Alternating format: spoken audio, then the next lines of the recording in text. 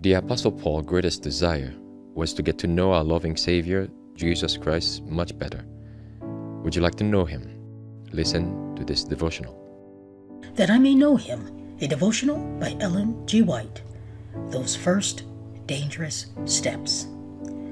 Take heed, brethren, lest there be in any of you an evil heart of unbelief in departing from the living God. Hebrews 3:12.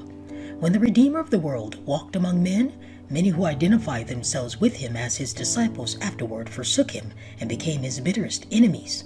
The Savior tested their faith and developed the real characters of the most ardent believers by applying spiritual truths to their hearts.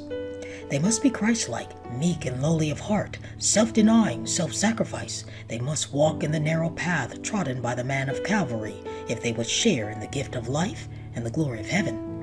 But the test was too great. They walked no more with him. They could not hear the saying nor comprehend the nature of the truth he taught. The work of apostasy begins in some secret rebellion of the heart against the requirements of God's law. Unholy desires, unlawful ambitions are cherished and indulged, and unbelief and darkness separate the soul from God. If we do not overcome these evils, they will overcome us.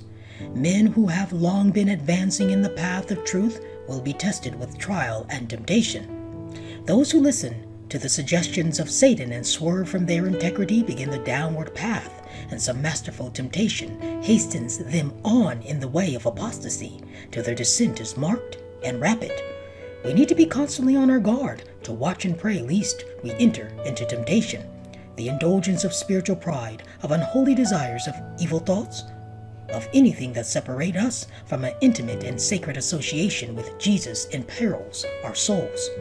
If the thought of apostasy is grievous to you, and you do not desire to become the enemies of the truth, the accusers of the brethren, then abhor that which is evil, cleave to that which is good, and believe in him who is able to keep you from falling, and to present you faultless before the presence of his glory with exceeding joy.